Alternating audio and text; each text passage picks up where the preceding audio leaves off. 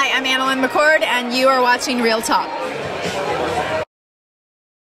Alexander, pleasure to meet you. Nice to meet you. You can see yourself at least in that. Hi. You know, I saw how passionate you were with these kids. Like, it literally was the most realistic moment I've seen all night. Tell me about that, seeing them kind of come on, see you almost like, it affects you, doesn't it? I'm a sucker for kids, animals. Like I was just saying, you know, to the gentleman over there, they make you present, you know, and literally the world melts when I'm in the presence of a child because they're real.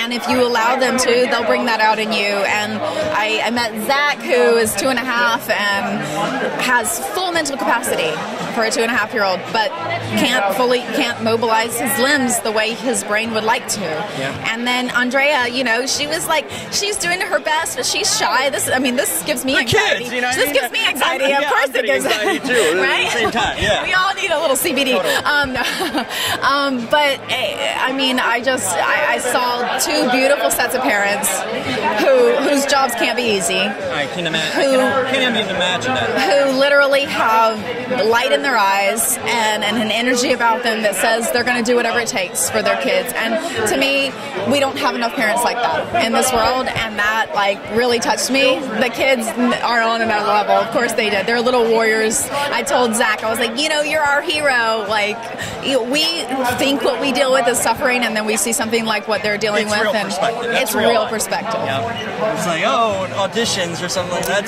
Traffic on the 405. Yeah, I'm so big mad. deal. You know, it's complaining. That's what it really is. Absolutely. Do you want to have kids? I mean, I hear you talking about it. You know. Well, I have 300 children in Cambodia. That's true.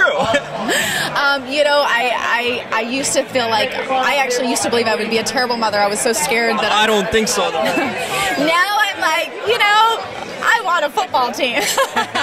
So somewhere in between. That would work. How about pets? I mean, you're a big animal lover. Yeah.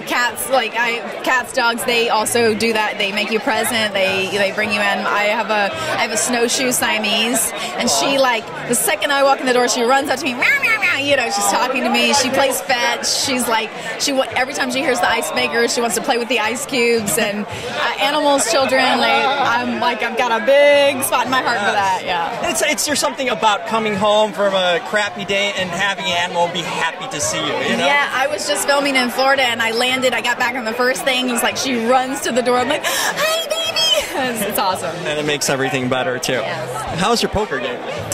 Oh my gosh, so I heard from an actress friend of mine, Nikki Whalen, that there are a couple professional poker guys out there. I'm like, so I need to go get some tips before I start this process. As long as you're having fun, right? Yeah. As long as we're doing good for the charity, I'm so stoked to be here. Totally. Any plans for the summer? Are you doing anything fun this summer?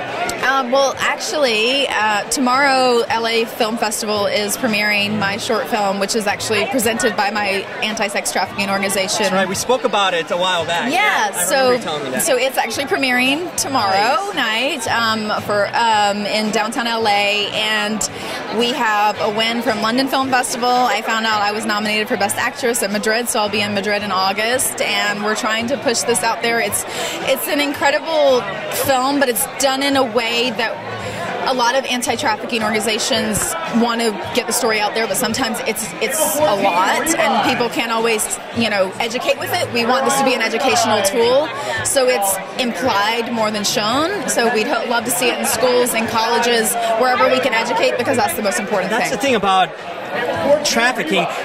You think it happens far. It happens in this country. It's here in LA. Yeah, that's crazy to think, because we always hear stories of like, oh, somewhere in South America or somewhere far away part of the world. It's in every country of the world. It's in every single country of the world. What was the most startling thing that you learned while kind of researching this? My organization rescued a 13-month-old. The perpetrator had HIV.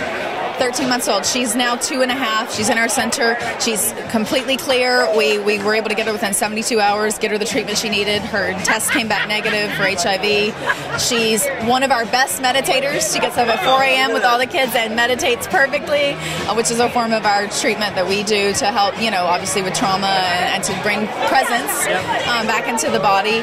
And she's, once again, she's a little hero of mine. And that was when I got the call from Cambodia that we had rescued her. I I just broke into tears because it's like you can't even wrap your brain around it. Yeah, it's like the stuff you're not exposed to, you know, and you're closer to it. You get to see these things. Yeah. So how fulfilling is that? I mean, it seems like you're really living a fulfilling life and being happy about what you're doing, you know, which is, you can't ask for more. This town can get a little cray, we all know that.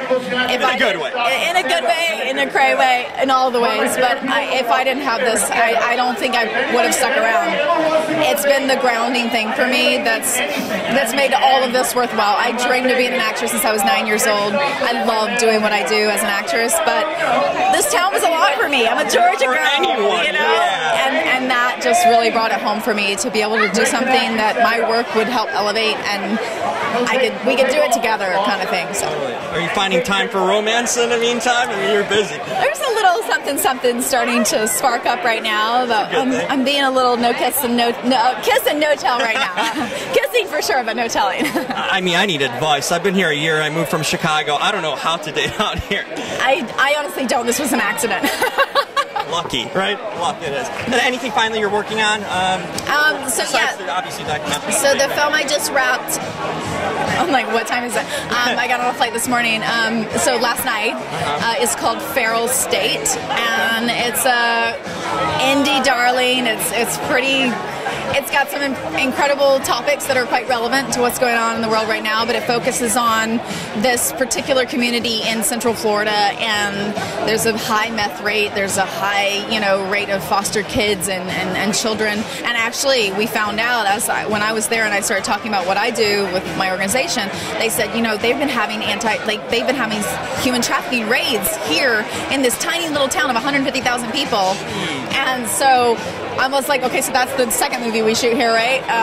So hopefully it's a little festival darling, but it's something that I think will bring some light to some of the smaller, more rural communities that struggle with cycles of negativity, and no one knows what happens there. Exposure. Absolutely. Making change. Definitely making a change. She's amazing in every way. Thank you so much, Anna.